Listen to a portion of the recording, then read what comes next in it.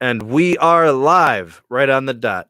7:03 p.m. Eastern Standard Time in the CLE and in the Carolinas. I forget Raleigh, Tim? Yep. Raleigh market, and Caleb, wherever the heck you are these days. I don't even know. Trying to get to Florida. That's the last I heard of you. Yep, still doing that. Anyways, it is good to have you guys. Thanks for joining me. April 26th, 2020 edition, the Sunday Conversation, the SMT podcast. Today, I think what we'll do is we'll treat it like an open forum. There's no necessary topic that we have to discuss. There is something that keeps coming up in some of my recent videos. It is merger related as the networks kind of merge together. Fresh off the news that T-Mobile is giving bad news to some Sprint customers. So here's the basics of it. T-Mobile customers have so far kind of been, without any type of help when it comes to the network. They're kind of like the redheaded stepchild as of right now. They haven't seen any of the network benefits of what's going on with the merger. The Sprint customers have been accessing pieces and parts of the T-Mobile network at a pretty expeditious rate. Like, it's been happening pretty much weekly. We're getting updates and changes to the network integration process. So you have that thing is going on, but then there's the network side. When it comes to devices that are connecting to it, there are compatibility issues from all of the 5G devices from last year.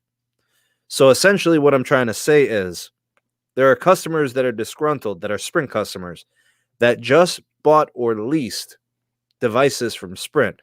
Most of them are leases from what I understand. Like a large portion are people that have either an LG V50, a OnePlus 7 5G, OnePlus 7 Pro 5G. I think that's the one. Pro. And then the S10 Plus 5G. Those three devices, customers, I don't want to say they're left in the dark, but they are going to be slightly inconvenienced, but T-Mobile's helping them. T-Mobile is basically giving them an S20 at no additional cost. If your bill is $10 or more on that device, they're going to charge you $10 a month for the next 18 months on that lease. Your bill stays the same. Your plan stays the same. Your features are the same. Tidal, Hulu, whatever, everything you got from Sprint is essentially the same, except your lease may have just gotten cheaper. So if you were paying $20 a month on lease, you're now paying $10 on an S20, which is a brand new phone, first of all. Second of all, it's future-proof. It's going to have standalone compatibility, which your last year flagship does not. And it's also going to give you full network access on the new merged network. Can you guys hear me okay, Tim? Yeah, we hear you. Yeah, we can hear you. Okay, I can't, for some reason, the StreamYard does not allow me to turn on my video camera because it says I can't find a camera. That's not good. That's okay, at least you got the voice. Yeah, so, hey, big shout out to Gene. Thanks for the $5 super chat. Let the floodgates open, my friend. Thank you for the super chat. So, yeah, there were a couple of people that were kind of talking about the topic. The comment section was flooded. The worst I could say about it, honestly, Tim, is it's just an inconvenience that you have to turn on your phone and get a new one, go through that step. That's all I could say. Like, I would rather an S20 than last year's version of the first generation 5G phones.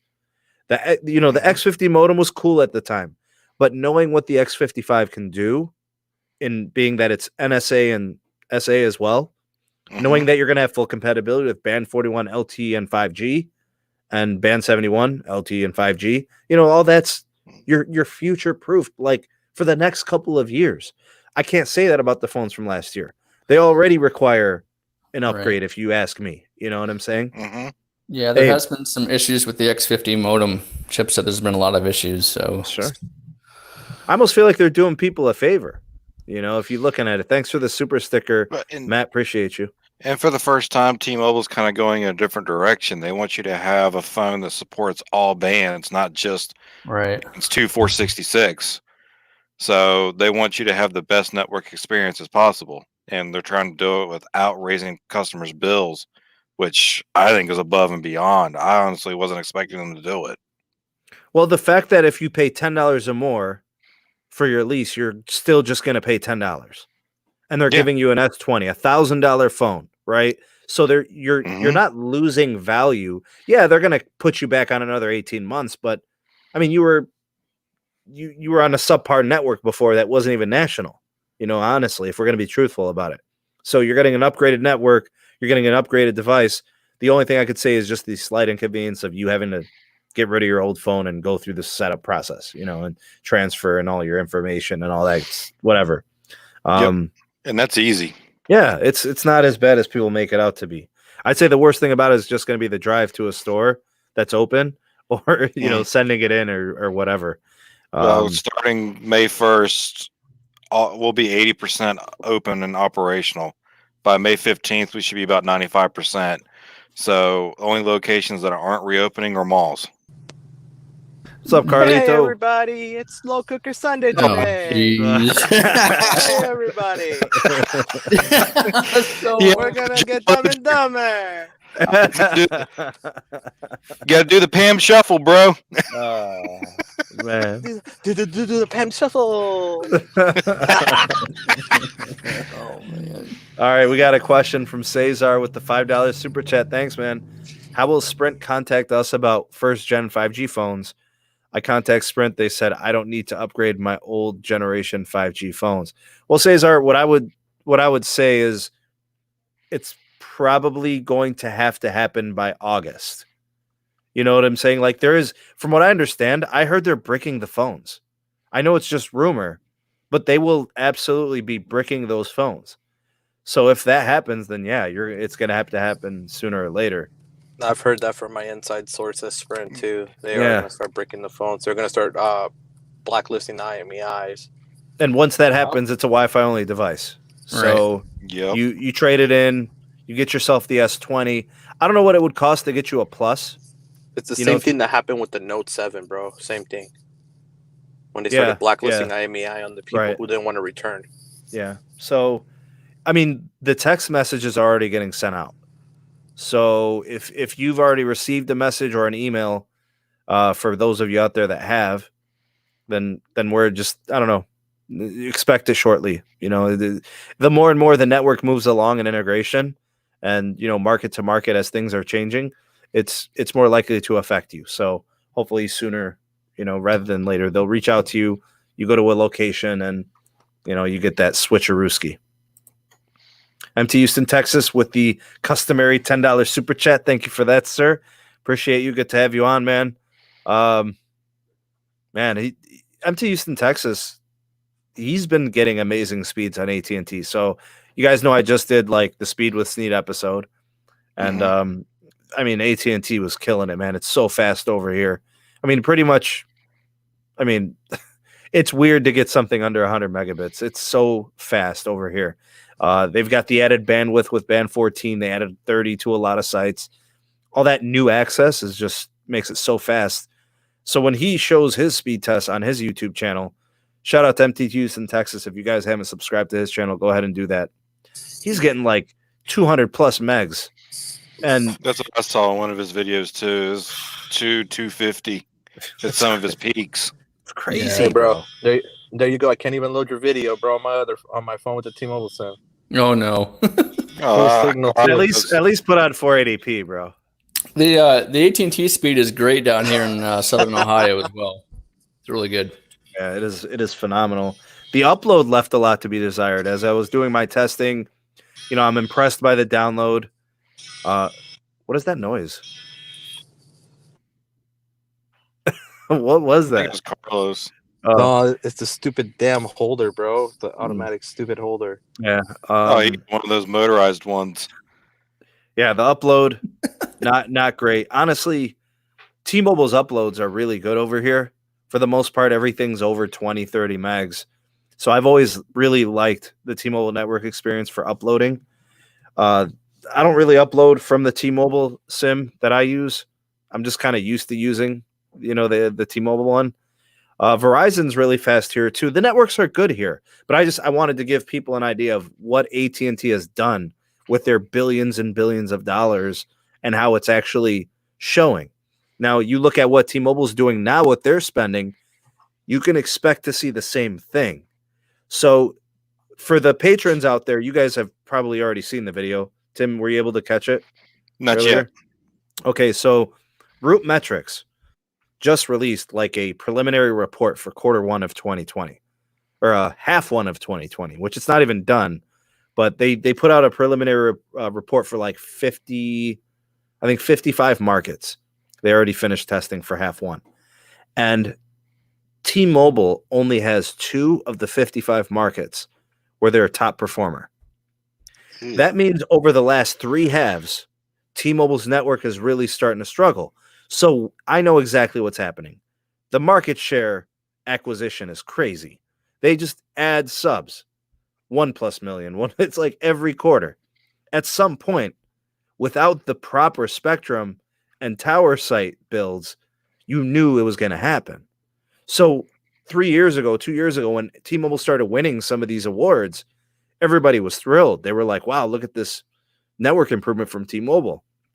But then as soon as you start bombarding these towers with more and more, and T-Mobile users are heavy data users. They're not callers. They're not texters. They're data users. They're the most data hungry customers. It's been proven in all these different studies. T-Mobile customers use their data, right? Verizon, less so. They serve a lot of customers, but only like 17% of the customers are on a limited plan. So Verizon's pressure is just overall network access. T-Mobile's is coming from the fact that they have a lot of customers now. Let's not poo-poo 90 million customers. You know what I'm saying? Yeah, I agree with you, Sneed. When I was at Verizon in Madbirds for engineering, doing the root metrics testing in Northern California, root metrics, they're an independent company, but they really put the networks, all 4 networks at the time to the paces. We got to see, how many call drops we had, data failures. We got to see the routes that they drove. We got to see data speeds. We got to see everything from network user perspective and all the test calls that they made and stuff. And I hope T-Mobile gets back in the root metrics game. Right now, they only, they base their network analytics off crowdsourcing, right? Off speed testing, off stuff like that. Me being in engineering, I think it's important, if they want to catch up to and maybe beat Verizon, I would wish they would get back in the root metrics testing game, because they have the customers, they got the money to do that now with. Yeah, I look at the metrics of all these different third party, companies. I don't base my analysis of a wireless carrier strictly on one metric or one testing firm. So I don't look at root metrics and make my decision of what I'm going to use. I don't look at just, open signal. I look at it as a collective. Which carriers, if I'm a consumer and I'm a smart consumer, right? That's what I want to be, is informed. I want to look at the root metrics. I want to look at open signal. I want to look at Ookla. I want to ask around. I want to look at some speed testing from, locations that are around my area. And I'm going to take it as a collective body. So when I look at T-Mobile's scores on root metrics, and I look at how they had more markets 2 years ago where they were top performer, like they shared top performing with Verizon. They shared top performing with AT&T in some markets. They're down to 2 markets out of the 55 they already tested. Do I expect them to get a couple of more through the rest of testing? Sure. But having 4 or 5 of 125 tested markets, that's a decline compared to 2 years ago when they were getting 15 and 25 and 35. They peaked for a while. So when AT&T was down, T-Mobile was ascending. And now we're starting to see the network squeeze, and it's a tough time because they've got the merger. It's not going to get better. It may actually get a little bit more challenging for them. But by the end of the year, I'm expecting like half 2 metrics to be totally different. I mean, this just to me confirms that T-Mobile had to merge to get a better network to truly compete. Look, how much more AWS did they really have? How much more bandwidth at band 71 could really have been deployed? 48% they have left of band 66. Would that have been enough, Carlos, to keep them competing with Verizon and AT&T moving forward? Probably for another 3-4 years. That's it. Tops. Right. But we are always looking long term, right, Caleb? Yeah, long term. Yeah, exactly. So I just think, to me, when I look at these results, they're very preliminary. It just, to me, confirms what T-Mobile was doing. It was smart. They knew they had to merge, because what they got was 50 million customers along with over 200 megahertz of spectrum or something, whatever it is. What do they have, Caleb? They got 160 and 2.5. They got about 20 megahertz on, but for Sprint, it was like about 10 to 15 megahertz on PCS. It will be 20 to 30 nationwide once the merger is done. And then, we're not counting band 26. So yeah, so they're pushing about 190. In terms of, it's about 200 megahertz. Yeah. Yeah. So I mean, that's God, bro. That's a slam dunk. That's an alley-oop for LeBron James. Like the merger, it was like the perfect thing. 50 million customers, more revenue, and a legitimate high capacity network that's going to change the game. Right. Big shout out to Gene with another super chat. Thanks, bro. I appreciate you. Always so generous. Thanks so much for that. And Jar Cohen with the 199 super chat sticker. Whatever it's doing, I'm sure it's some kind of dancing pair or fist bump or something. I don't know. Yeah, plus all the spectrum deals that they're doing with all the local ILEX, which is the Columbia Capital, the Channel 51, and all those other rest of them. So James, thank you for the super chat, sir. Why does my Sprint cell phone drop calls? I'm assuming for doing in a car. It happens every day. Well, it could be a couple of things. Lucky for you, we actually have an RF engineer. He'll comment. I'll just throw in before he does. Usually when I see dropped calls, it's a bad handoff between tower sites, or it could be a Wi-Fi handoff, like when you're leaving your house. I've had calls drop like that, when they go from Wi-Fi to LTE, or it could just be a dead spot. Sometimes these tower sites are just too far from each other and you can't hold a call if they're too far away. And topography can affect that, altitude, you got hills in your area, you've got barriers in the way of trajecting a signal. Those are just things that I've noticed. Caleb, you could comment. It could depend on a lot of factors. You have to know, does it happen in the same spot every time? Is it in different areas? It could be a topography thing to where maybe there's just not enough coverage out there. It could be hilly. It could be just bad handoffs, like Steve was saying. It could be something.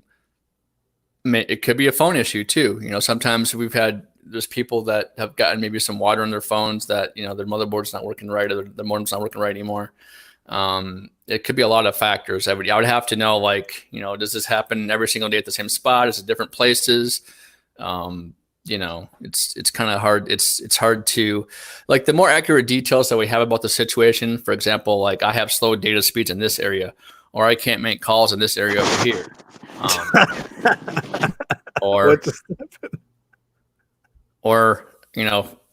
for Sneed's, case, for example, I'm in a house where when the antennas are facing at the wrong axis, so I can't get coverage, stuff like that. So, but if you're in a car, that sounds to me like either it's bad handoffs, bad coverage. Maybe we have maintenance going on. I would have to know how long you're having this issue for, and where we're at, stuff like that, and how many times a day. Yeah, I've seen the dead spots. Where it's just the network's got a spot, for 500 or 1,000 feet, where calls will drop or data connections aren't there. My YouTube video might start buffering or something like that. I've seen that happen all the time. What happened? What just happened, Tim? Wife's making me a new face mask for work. Oh, okay. Just to kidnap me for a second. I was gonna say, bro, the camera went out. The mic went silent. I was like, "What happened, man?" Cesar Bras with a super chat. Thanks, man. What new plans and perks will we see with T-Mobile? What's the expectations, Tim? Or maybe you could describe it as the rumor mill. Maybe. So everything about the new T-Mobile is going to be based on more value at a reasonable price. Exactly what that looks like yet, I'm not sure. So the problem in retail has been that stores are closed. So running a aggressive advertising campaign is for what? But I know we're going to see some big shifts in May. T-Mobile is going to be gearing a lot of promotions towards what's going on in the country today and try to help, get people in better devices, better plans, and things like that based on the economy. Does anybody know if the other stores are opening as far as the huge 85% like Verizon, AT&T? Anybody? So May 1st will be 80% open. By May 15th, 95% open. The only locations not reopening will be malls. Mall stores, yeah. James followed up. He put the same spot on the west side of Cleveland. Well, it's a dead spot, man. Hopefully they address it either with the network integration process or possibly even a small cell can help. I know that there were a couple of dead spots in some of the suburbs around here for Verizon, and they took care of that pretty quickly. Same thing with AT&T and T-Mobile. They're putting small cells everywhere. They seem to be like the Band-Aid to a lot of issues, whether it's capacity or coverage. They help a lot. Yeah. Another thing, like what Caleb was saying, was also your device. Sometimes you just need a phone with better radios. Like I've said about my wife's iPhone, it's fine, but in a place where network signal strength is compromised, fine might not be enough. So getting a phone like a Google Pixel or getting a phone like a Motorola, which are known for having strong radio signal, those can help. It might get you to a point where maybe you're not dropping that call anymore. The radio reception is just a little bit better. So those are things I could recommend looking into, especially if you're due for an upgrade.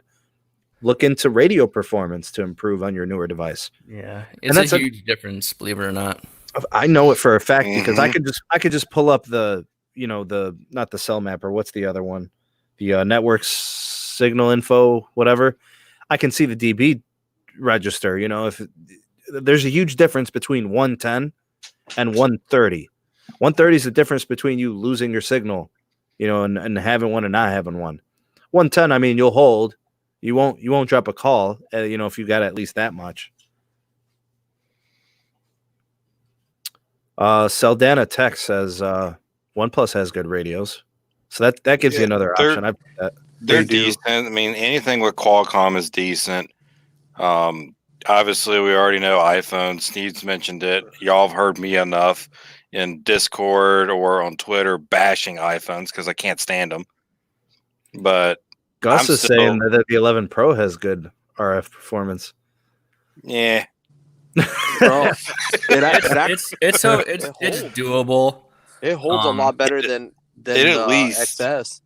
Yes, the 11 Pro is a lot better than the 8, 9, the X.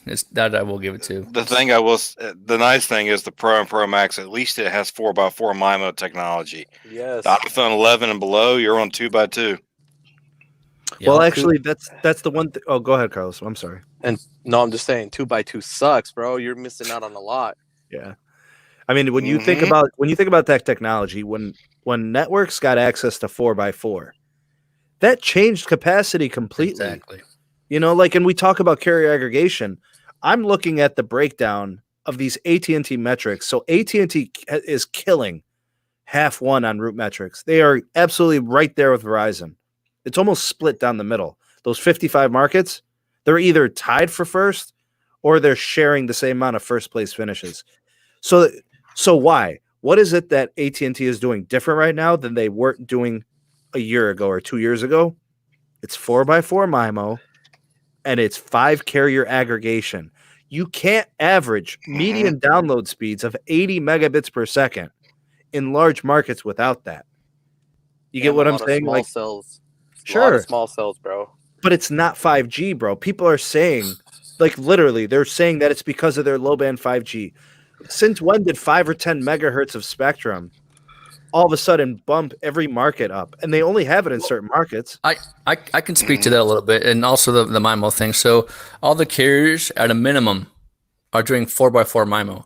The radio heads that we've been, have been putting up have been 4x4 MIMO at the minimum. So it doesn't really do, I mean, I understand, price conscious customers, but it doesn't really do a bit of good to get a 2x2 MIMO phone. So when if you're looking at a 4x4 MIMO, multiple in, multiple out, you have 4 simultaneous data streams, 4 transmit, 4 receive, coming to your phone. That gives you, especially if you have the upgraded bandwidth, like a 15 megahertz or a 20 megahertz channel, right? So so what that means is you have 4 data streams, transmit and receive at 20 megahertz bandwidth, what have you, coming to your phone that your phone will support. So it's very important if you are looking to upgrade a phone, like Snee was saying earlier, make sure it has that 4x4 MIMO capability, because that's going to give you the best data connection and the best throughput. And then we got massive MIMO right around the corner and already in some markets, which is 64 by 64. Mm-hmm. And when you think about the capacity of what it's bringing to the table, there are people that say things like, my phone connection is slow. Well, there's probably 2 culprits, because there are people in your market that aren't complaining of slow speeds. There's 2 culprits. You're either missing LTE bands, whether it's a device compatibility issue or whatever the case may be, or it's just an outdated chipset where the modems don't support the multiple connections and what Caleb was talking about. You can't expect to have an iPhone 6. You complain about data speeds with an iPhone 6? How could you complain about data speeds? You haven't upgraded your device in 5 or 6 or 7 generations. Like, it's gone from iPhone 6 to 6S to 7 to 8, to the 10S, to now the 11. Or if you're talking about Samsung, if you have an S7, you've got 2 carrier aggregation, probably. I don't know. Was that the 820? I'm trying to think back to when that was. Might be getting 3 carrier. I don't even remember. I got a friend that has a Galaxy S7, and I'm about ready just to buy her a new phone myself, because I can't stand how horrible it is. You don't. Here's the thing. There's a misconception. They have to spend a lot of money to get an updated, tech spec phone. If you are 1 year behind your flagship devices, you are still in good shape. Still. So, like, say, for example, if you bought a phone right now with an 845 chipset from 2 years ago, you're still getting 3 carrier aggregation. You get what I'm saying? At least you're still getting that, If you go 1 year back, a flagship like an 855, right? That would be from 2019. Right now, you can get an S10 Plus used for like $300. New for like $400. eBay, Swappa. I mean, there's so many different platforms. None of them pay me, so I'm just giving you guys ideas here. But Amazon, $450, brand new warranty, the whole 9. That's tech that is 1 year old, that is going to give you 90% of the LTE connectivity of what the phones will have this year. And it's better than an S20 Ultra, I'll tell you that much. And that one's, $1,400. Yeah, it's not money well spent. But why? But I don't like the crowd that says things like, go and get the mid-range. No, do not go and get the mid-range. Because you don't want to do that. The mid-range is going to get you in two carrier aggregation with a Snapdragon 6 series chip. Don't do that. And you're going to be at category, what's the category LTE on a 6 series chip? 12? I thought it was 14. I thought it was 12 or 14. 14, okay. I think. But we're at 22 for the flagships. Yeah. It's like, as much as I love my Pixel 4 XL, it's 4x4. It's a Cat 18 chip, and I'm limited at 5x5 on carrier or the 5 carrier ag. I mean, the cell phone technology, the chipsets and everything, the modems, it changes just as much as a clothing store, if you think about it. Yep. Yeah. American Eagle. Yeah. No, I but say OnePlus is the best phones to have, bro. Straight up, man.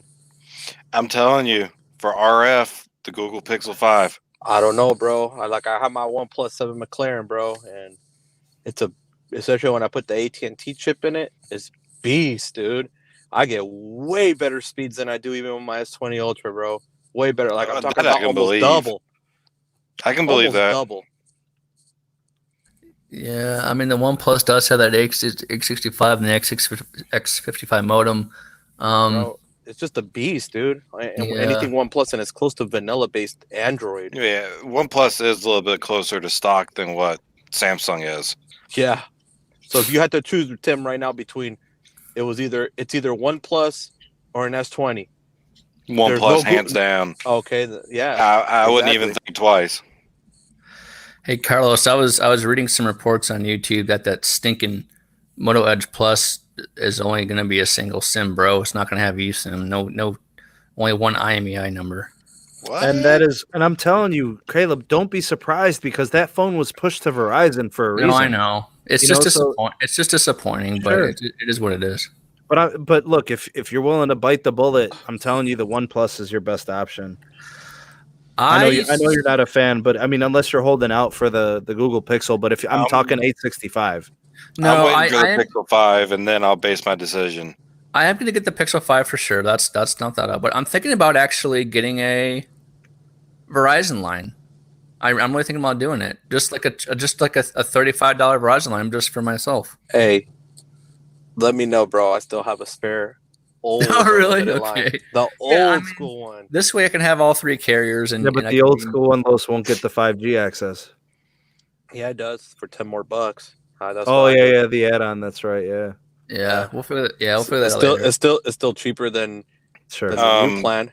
Yeah. Jesse, to answer your question, Motorola is actually an Android One stock OEM. Yep. Shout out to Lou Don. Thank you for the super chat, brother. Appreciate you, man. Thank you. That's the one thing I like about Motorola, man. Honestly, it's very, very stock Android. The only thing they add is the Moto gestures. Yep. Yeah. And those Moto gestures are actually cool. They're useful. Bro, I love like to take a screenshot of the phone. I just wave my hand across and it takes a screenshot.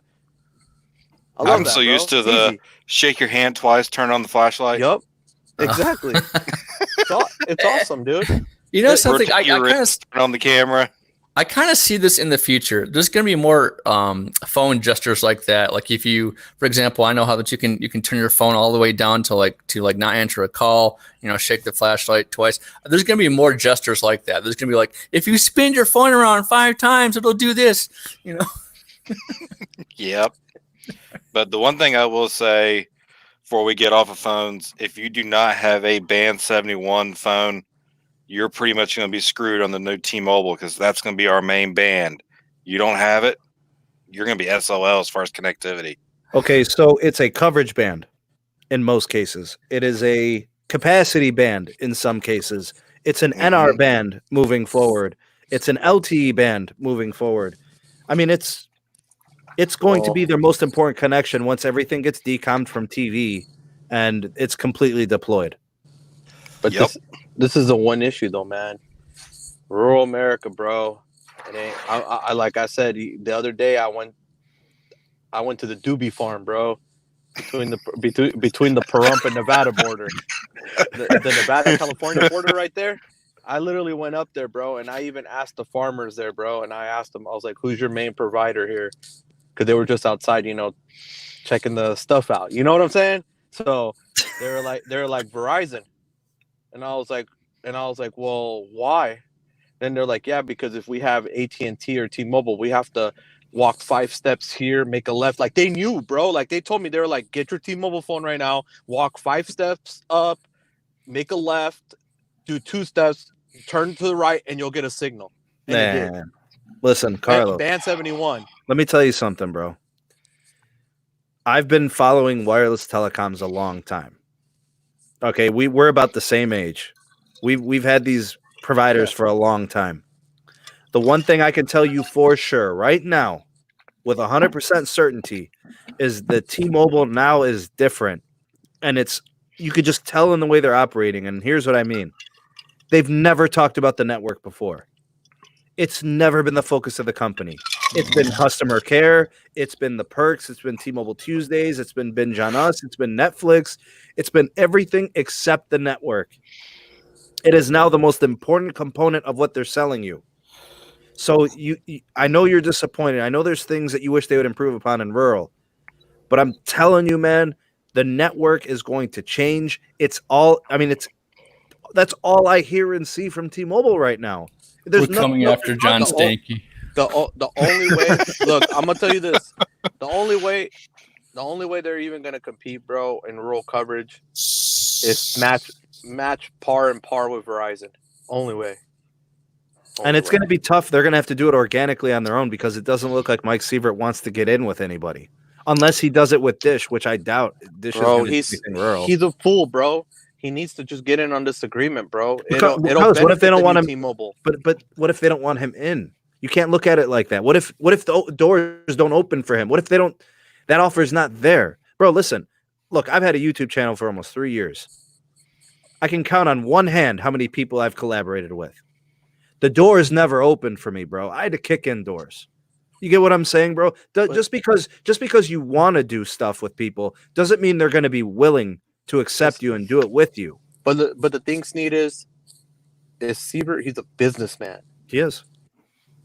T-Mobile has over 200 megahertz of spectrum right now that they need to deploy at a rapid rate. Sure. Why not throw something on the table, offer extended agreements, help us roll out, just like what they're doing with Verizon right now, AT&T and Verizon. It ain't that hard, bro. You know that I was actually looking up at some of this stuff. I'll send you some stuff later. You know that Verizon's helping AT&T pay some of this shit, right? They're helping them pay some of these small cell deployments. Yep. Yeah. So come on, man. Come on, bro. It's simple science, simple business, man. If you really are a businessman, like you say you're going to, that you say you are, it'd be best for the business to do it so then they could, in 1 year, they could have, let's say, 120 megahertz of that spectrum already rolled out in a year or less because they'll have the money. Yeah, but I see the money getting spent, Carlos. It's happening. Like I don't know exactly what it would take for you other than when the network is finally completed and you actually test it in those places and see that it's changed. That's the only way you're getting convinced. I know you. Right? But all we're getting is indications of the CapEx from T-Mobile has done nothing but increase as they've adjusted to every single change they've made on the network side. They migrated a few Band 25 towers when I was driving on the way to Tonopah. Okay. All right, they used to be Sprint only, and I guess now Sprint is officially roaming now out of nowhere, and it says Band 25 for it says T-Mobile 25. T-Mobile, yeah. So tell me why in those spots it used to be so good, and now it literally like it's hiccuping. Okay, and then you got them. They got no service there, bro. Or on their coverage map it says they got service. They don't even got service, bro. It's on USA Comnet. I think T-Mobile, they're going to do a lot of stuff organically. They will. I personally do not think there's more deals to be made. They're going to do more deals. This is just not a Sprint merger and they're going to be done. Okay, that I know for a fact. They're going to strike some deals with somebody to help their network. We don't know what that is yet, but we're expecting the Chantel deal to wrap up. Huh? We're expecting the Chantel deal to wrap up. Right. That fixes a big Appalachian area. Yeah. West Virginia. Right. But in Ohio, yeah. I think they're gonna in the future they're gonna they're not done with the Sprint merger. They're just gonna do more deals. Bro, just like Josh was just reminding me right now. 30-foot tower versus 300-foot Verizon tower next to each other. They were literally right next there. 30, 300. Where is there a 30-foot tower? Dude, the other night when I was driving out there. Carlos, you're not exaggerating, bro. 30-foot tower. I think it's probably about 60, maybe 60 feet. Bro, no way. Was it a small cell? That thing, bro. Those are the towers I see here in Vegas, bro. That same size. 30 feet, bro. No, I don't know, man. The lowest red center that I've seen is about 49 feet. Bro, we looked at the FCC filings. We had Greg and everybody on the Periscope. We were looking at FCC filings, bro. 30. I want to go back and watch that one. Like I said, 30 versus 300. God. In rural I would America. hate to be the RF engineer that.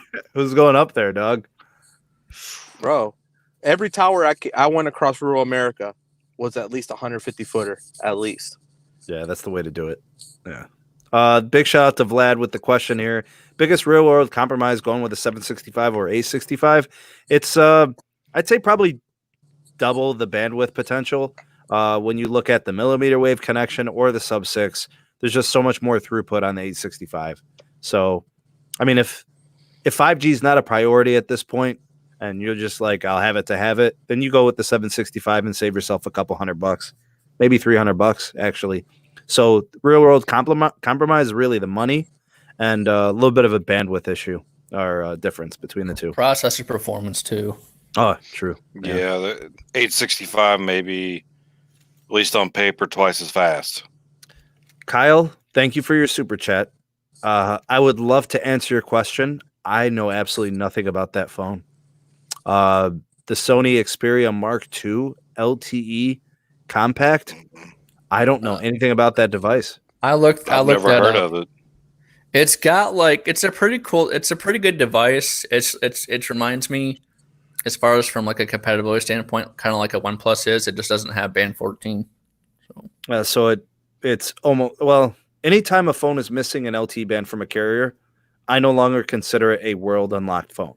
Right. You know, you want like if you're the type of person that is going to be running with two SIM cards like eSIM and then Nano SIM, you're going to run two different carriers. Obviously, AT&T may be one of them, you know, and T-Mobile may be one of them. You're going to want all bands, all hands on deck if you're going dual SIM.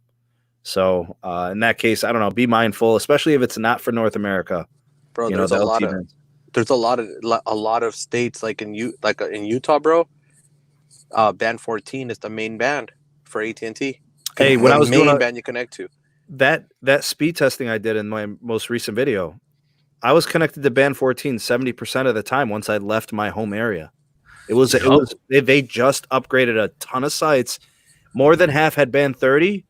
More than 70% had band 14, at least 5 megahertz, at least 5. Some areas it was 10.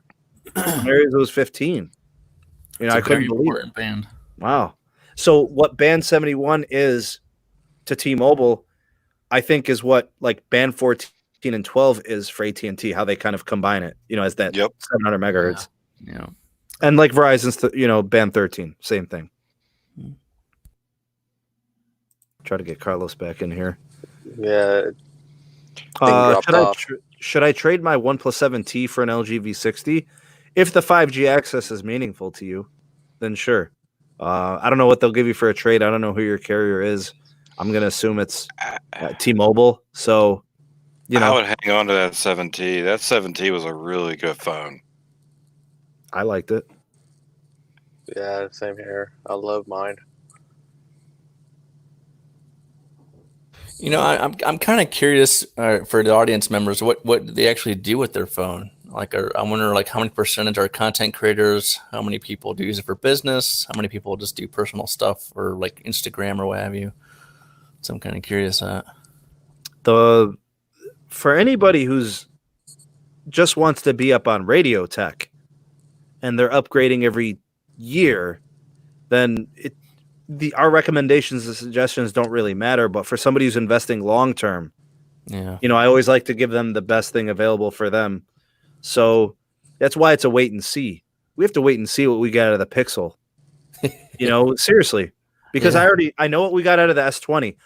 Anybody who's into radio technology right now, the S20 is the only option. Mm-hmm. I can give you reasons not to get the V60. I can give you reasons not to buy the OnePlus 8. I can give you reasons not to buy the Moto Edge. The only thing I could say is a problem with the S20 Plus and the Ultra, I mean, they're just expensive as hell. That's really it.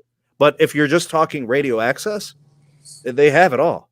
You're getting millimeter wave, you're getting all the sub 6. You're getting all the LTE, you're getting everything. I mean, if you had a good trade-in from your carrier or Samsung, then yeah, you're getting in pretty good. I think Bobby, did I get Bobby's super chat? Bobby Doan. Here it is. Which phone, and thank you for the super chat, Bobby. Which phone will be the best 5G phone in 2020 for T-Mobile and Verizon? The jury's out. We got to wait and see. It could potentially be the Google Pixel 5, based on its potential to pretty much have every LTE band and being millimeter wave and sub 6. If that's it, that's the phone. The things I think would give automatically the Pixel 5 unlocked, it's going to be Feye capable. So it's automatically going to support US Cellular, Sprint, and T-Mobile full spectrum. You already know it's going to be on Verizon's network. There's your millimeter wave. And it's also going to be on AT&T. There's your band 14, band 30. That's what we're hoping for. If it's, I'm going to be super disappointed if it's not, because we've been waiting for a phone other than a Galaxy that can do this. Mm-hmm. I don't want to keep buying phones and be disappointed. Like I want to buy a V60 and I'm being held back because if I'm buying it, I have to buy it from Verizon to get millimeter wave access.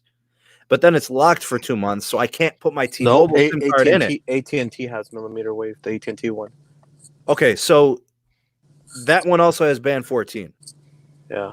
Okay, because Verizon one doesn't. We're gonna order it. Got it?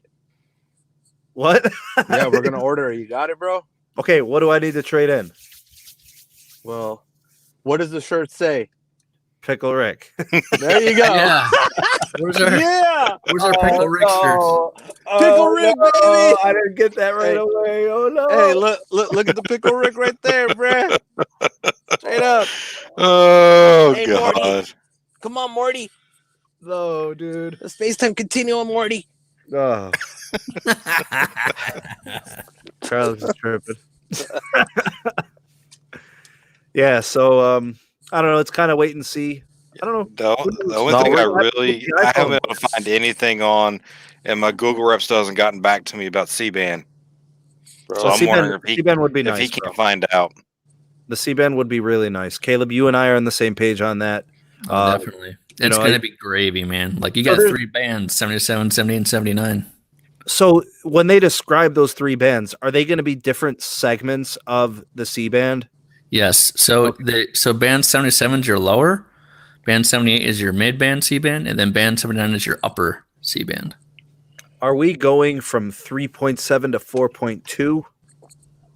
Yeah, it's 3.7 to it's either 3.7 to 4 or 3.7 to 4.2. Yeah, I'd have to look it up, but yeah, it's good.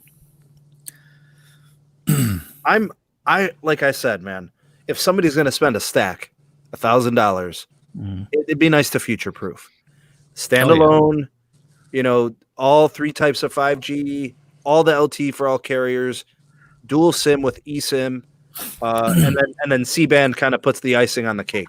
So I don't have to upgrade for a couple of years. Yeah, the C-band, we're doing a small cells and tower work with it too, so it's going to be good. Here's the thing about C-band. Expect Verizon to have it end of 2021, which means other carriers, probably early to mid 2022. So I know it seems far away. That's a year and a half. But hell, man, like a year and a half, you may still have that phone. I don't know. Not everybody's into buying a phone every year. Maybe somebody updates every 2 years, 3 years. And regardless, like if you buy a Google phone or an Apple phone, Apple guarantees 5 years of iOS updates. Google guarantees 3 years. Right. I'm probably going to keep my Pixel 5 for probably about a good maybe 3 to 5 years. I always tell people, even when you're done with your Pixel, like after a couple of years, you're like, oh, I want to get a new phone.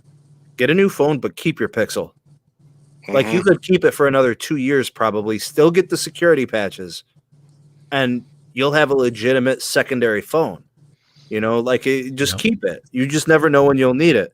Thanks for the PayPal donation, Lawrence. I appreciate you, man. I don't know. I didn't get the notification, so that's why I didn't see it. I'm sorry, man, but thank you so much for that. Yeah, I got it, man. Thank you. The vapor. Or you end up doing like me, like my Pixel 3 right now is running the Android 11 developer, and man, is it nice. Oh, and that's another thing you could do, right? You could download the newest versions, the beta testers, for the newest operating systems, which is pretty They sweet. just released beta 3, and I can't believe I'm saying this. It's not even in beta yet. It's in developer. And even in developer, it's already stable. It's pretty nice. Robert, thank you for the generous super chat. Thank you, man. Sneed and Gang, love the podcast. Caleb, could we get a T-Mobile engineer from the Miami, Florida area? Would love to get updates and info for around my area.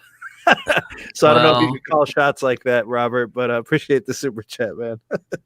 Robert, unfortunately, the Miami, Florida is not my area yet. Could be. I'm looking to move to Florida though, but maybe if I get another engineering position down there, that can help you out. But my area is Los Angeles, and I know we're doing some work down there in Florida though, from what I hear. So just stay.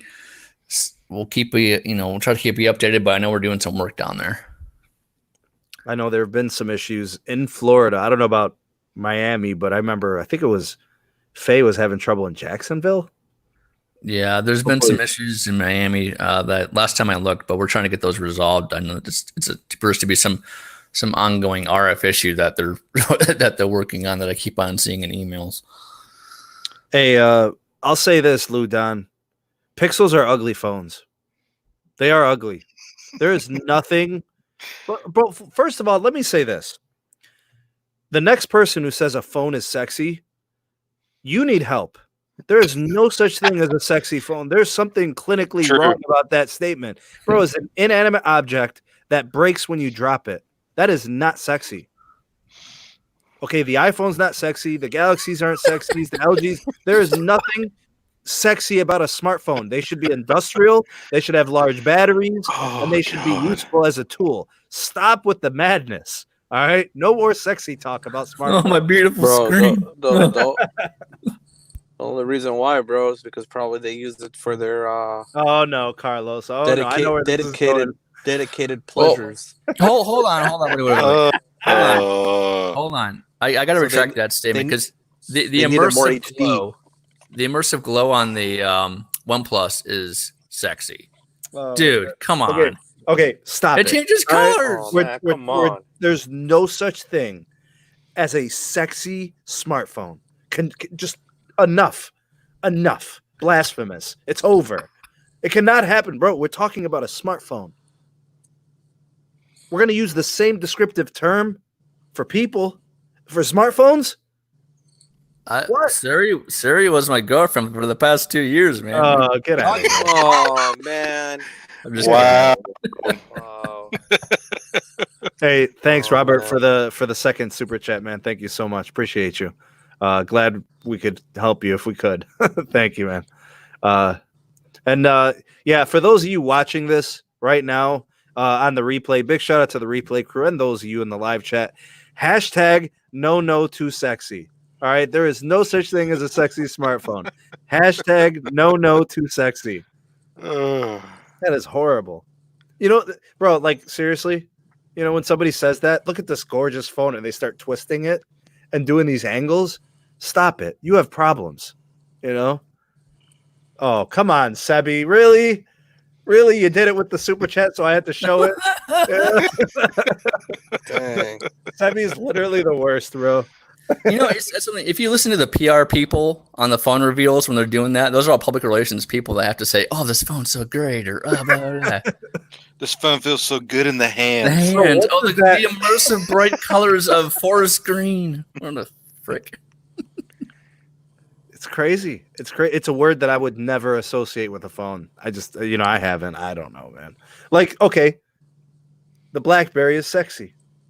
That I could say that because it has keys, hardware keys.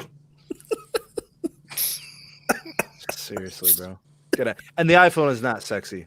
I'm so sick of fixing broken iPhones. To me, they're not sexy anymore at all whatsoever. What's up, Ronald? $5 super chat, my dude. Thank you. Hoping the new T-Mobile deploys all 2.5 in NYC. Should be getting it now.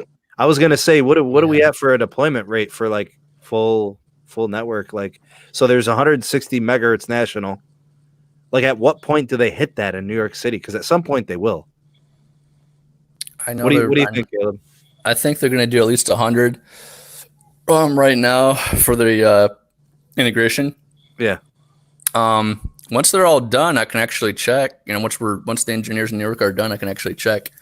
So stay tuned on that. But I know my buddy Tim is working hard up there.